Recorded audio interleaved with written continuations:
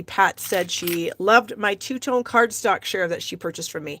Yes, it's a great way to dabble in the two-tone cardstock, which if you're at all interested in the hot foil system, they do recommend using two-tone cardstock with the hot foil system. You don't have to, but you just get a little bit better result if you do. And if you're just willing to, if you're just wanting to try out what two-tone cardstock is like, even not just for hot foiling, but for anything, I do have sampler packs that you can purchase. So we are going to use this on our project, so I did just plug it in. It's going to take about 6 or 7 minutes to heat up. So while that's heating up, we will be doing some other things. So let me set my dies aside and my machine over to the side so we can start doing some other things with the project. We're going to do a little bit of heat embossing on the project also. I'm going to be using the Simply Leaves stamp set. Now this does have a coordinating punch for all of these large leaves here, but I'm not using the punch on this particular product or project. I'm just going to use the stamps. I'm also using the Classic Greetings hot foil dies. So I'm using the Get Well. So I'll be using the hot foil die as well as the cutting die to cut that out after we foil it. So here are my pieces and parts for this. Oh, I need to get another piece of Lost Lagoon. I'm going to go a little longer than 4 1/4, and then we're going to go 2 1/2, which is the proper size. Good Lord. All right, so then I have this piece here. And how I got it to look like this was very simple. I just spritzed it with some rubbing alcohol. All right, I've got some rubbing alcohol and a little Stampin' Spritzer, and all I'm going to do is I'm just going to spritz this with the rubbing alcohol, and then I'm just going to crumple this up. Now, why use alcohol instead of water, you might ask? Because alcohol dries a lot faster than water. If you spray cardstock with water, it does take quite a while to dry. The alcohol is already evaporating, I can already tell. And so I'm just crinkling this up. And then after I get it all crinkled up, I'm just going to kind of flatten it out. And then it will dry. And it will dry something like this, all crinkly and fun. So you don't even have to use an embossing folder if you don't have one, or if you're somewhere where you don't have your Stampin' Cut and Emboss machine. You can make textured cardstock just with some rubbing alcohol. Now you could use water, but just know it's going to take a little longer to dry, and the potential for it maybe tearing and whatnot is a little bit greater probably. So let's put those aside for the moment. Then I have a piece of white, and I'm pretty sure that this measures, well, who are we kidding? I have no idea. This is I think it's 2 by 4. No, I'm lying, 2 by 3 3/4. This is the one we're going to do some stamping on. And so I've got 3 colors of ink, and I got these right off the Color Coach. Peaceful Pine, Crisp Cantaloupe, Lost Lagoon. So that's the colors we're using. I am a huge fan of the Color Coach because it's difficult for me to come up with color combinations. I am not super great at that. And so I like to use those to help me come up with some color combinations. So I'm going to bring in a foam mat and a scratch paper and my little piece here. And I am going to do some stamping on this. So I've got 3 different leaf stamps. I've got, I don't know what you'd call that, but then I have the one with polka dots, and then I have the one with the veins. And so the one with the veins is going to be in the Peaceful Pine, and the one with that I don't know what you'd want to call this one, is going to be Lost Lagoon. So I'm going to ink that up in Lost Lagoon and just kind of stamp it on my layer. And then I'm going to ink up the one that needs to be in the Peaceful Pine. And I'm going to stamp that one about like so. And then I have the Crisp Cantaloupe here, and I'm just going to kind of sort of fill in a couple of spots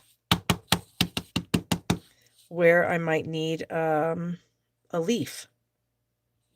Okay. Now I'm going to bring in my heat tool and dry this, because I also am going to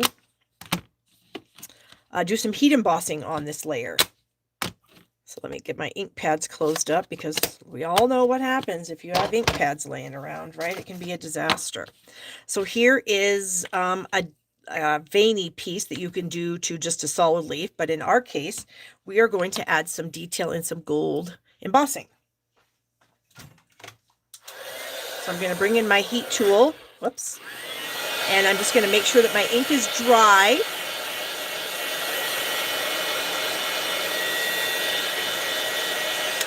Before I go ahead and try to do any embossing. I'm also going to bring in my embossing buddy here from the Embossing Additions Toolkit to get any residual dust or static or whatever off of my layer. And then I'm going to ink up my little dotted vein stamp in some Versamark. And then I'm just going to go ahead and just kind of randomly throw a few of these into the mix.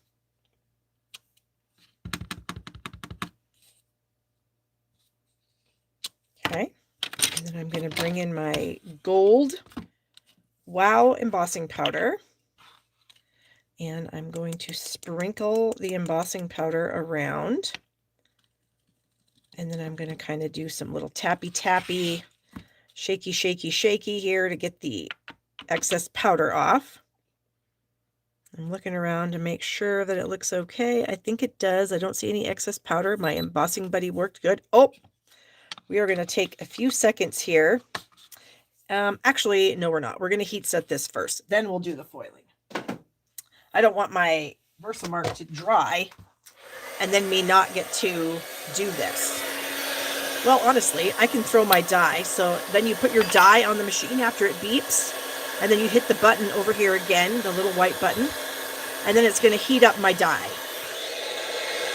And then we can do the foiling. So let me heat set this embossing. Oops, I see a little embossing powder right there. Move that off with my finger. It probably wouldn't matter with this particular card if we did have some over.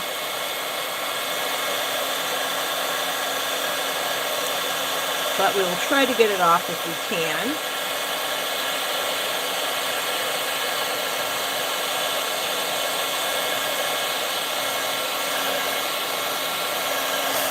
Okay, so this is what we have. Our leaves have been stamped in different colors, and then we've got a little bit of gold embossing on there, which is kind of fun. So let me put this away in these things. And then we're going to get ready for our foiling to be ready to go. And so in the meantime, I need to cut some foil. So I'm going to pull, I want to use gold. And now I did mention this last time when I was showing you guys my machine. I took a Sharpie and I have marked inside of this black so that I know this is the roll that I am working with right now. And so I need to cut this to 2 1/4 by 3. Oh, this trimmer is not going to work. Oh, my die is ready. I need to go quickly. I don't want it to get too hot because sometimes you can get some over foiling if your die gets too hot. So we will try to do this promptly. And then it was by 3. That's the size I needed. Okay. I also have a piece of two-tone cardstock. This is Crisp Cantaloupe two-tone cardstock. Oh, for heaven's sakes. So I'm going to place my foil shiny side down, and then I'm going to cover that with my two-tone cardstock, and I'm doing it on the dark side, and then my hot foil shim, my hot foil spacer, and then I'm going to disconnect the power by just pressing that out of the way, and then we're going to get the machine up here. And we're going to get those out of the way because this is all I need to run through. So let me run this through here. And I'm going to go kind of slow because I want to make sure that I get a nice impression with the foil and the hot foil die. Okay. And there we go. Ooh, I might have got that a little bit too close to the edge. We shall see. But anyways, oof. I just love this because I feel like it makes your stuff look like professional, you know, like you got it at a Hallmark store or something like that. I just really think that's cool. All right. Oh, I shouldn't touch that. It is a tiny bit hot. Not super hot, but a little bit. So let me put my machine back over there. I'm going to throw my silicone mat on top of it, get rid of my die, get rid of my plates, and then we're going to bring the Stampin' Cut and Emboss machine back in because we've got to do another die cutting here with the, now this is the matching cutting die that also comes in the set. So I'm just going to try to line this up. I think that's good. I like to use some Post-it tape. I'm going to bring the machine back up. And now I'm going to do my regular platform, you know, your platform, your spacer, and then your 2 cutting pads. And then we're going to run this through. And we're going to cut this. My plates have seen better days, but you know what? They still work. All right, and then we'll just kind of carefully pull that out. And then here we have our beautiful Get Well sentiment. So hot foiling is just super exciting to me. I love it. And then we're going to come back to our piece that we crumpled up.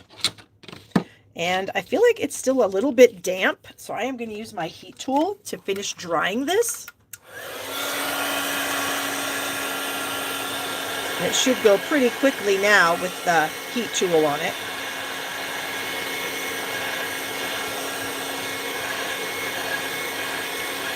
Because it was just very slightly damp.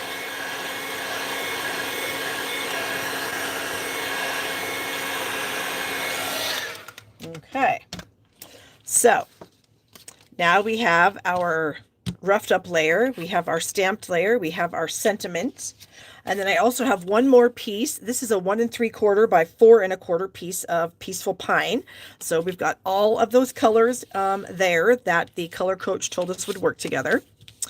And so I'm going to start by adhering this piece. Now this is a little longer because I did make it a little bit longer than 4 1/4 because my tester piece was 4 1/4, but you can see that it's just ever so slightly too short. Right here on the edge, it's just a tiny bit too short because I feel like it kind of shrunk a little bit when I got it wet. And so I made this one just a little bit longer than 4 1/4, and I feel like that's going to work a little bit better, and then I can just trim off any excess.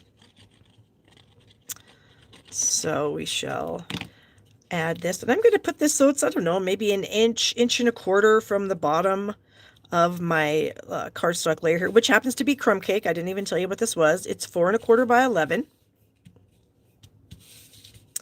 And then fold it in half. And the reason it's 4 1/4 by 11 is because that's what I had in my paper drawer. So I didn't pull out anything new. I just used what was already in there. Okay. And then we are going to have just a tiny bit of excess here that I will just snip off with my detail scissors. I think these are my detail. Nope, those aren't my detail scissors. Those are paper snips. The detail scissors, where are they? They're up here somewhere. I literally have, my gosh, you guys, look at this. Look at all these scissors. Look at all these scissors. Oh, here they are right here. This is insane. Who needs this many pairs of scissors? Apparently I do.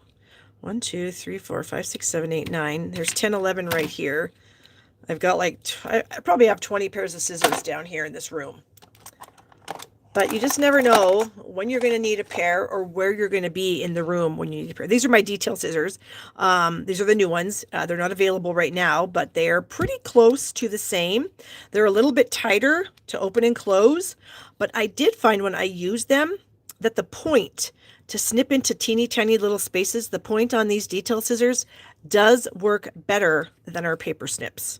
So if you've been waiting for the detail scissors, you're going to have to wait a little longer. It's like another month, unfortunately. So anyways, I'm going to adhere these 2 pieces together also. So I'm just going to throw some glue just on this side. Is that the side I wanted it on? Yeah, I think so. And I'm going to do this backwards just because it works better for me to have something in my right hand and then hold everything with my left.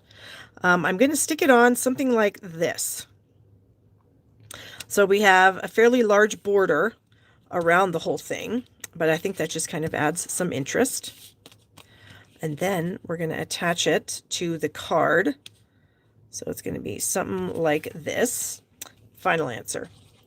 So let me go ahead and get this. Oh, you know what? I think I said something about doing, showing you some of the cards I've gotten, and then I didn't do it. Ugh, good Lord, my brain is terrible. Okay, so then I am going to put this on about like this, but I wanted to throw some ribbon behind it first. So I've got a piece of Peaceful Pine, and I don't know how long this is.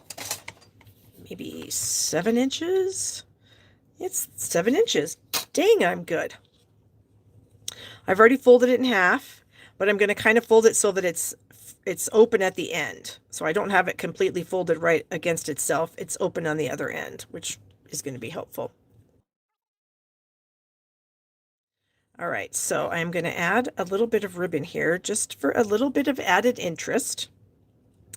And then I like to use Scotch tape to attach my ribbon to the back of things. And so I am going to do that. There we go, that piece there. And then we will also do it right here. There we go. And then I'm going to add some dimensionals to that. So we'll go one here and one right there. Ooh, maybe we'll put a mini right up here, close to the edge there. Okay. All right, so I want the sentiment to be sort of straight, so I think I'm going to snip off the ends of that ribbon just a little bit. Okay, I think that looks all right. I've got a few gems here. I didn't know what I wanted to do. I didn't really want to take away from what I have going on here, but I wanted to add something. And so I kind of was wondering how these crumb cake, what are these? The Pearls of Beauty, how these crumb cake ones would look. And so I'm hopeful that they will work pretty good. That they'll just be, you know, a little bit of interest on there, but it won't really take away from anything else. Whoops. And where do I want this? Maybe right there. Something like that. But I do need to snip off. Let's see how my detail scissors work at cutting ribbon. Oh my goodness. Did you see how nice that was? That was amazing. Okay. Then for the inside, I did a sentiment out of the Simply Leaves stamp set that says, "Thinking of you often." Screwed up. I stamped it on the back and it was crooked. And so here we go. So I stamped the sentiment in the Peaceful Pine, and then I stamped 2 of the leaves, and then I did the little gold thing there too. So thank you guys so much. If you guys are not using this color coach to help you create cards, you are missing out. This thing is so helpful to me. I use it constantly, honestly. And I never would have put these colors together. Never would have put these colors together if they hadn't been on this color coach. So love that. I do have the free downloads for these also on my blog. I'm not sure exactly where they are. You can just go to my barbstamps.com/shop, and then you can type in color coach in the search line, and then the free ones, they should come up. They're all free.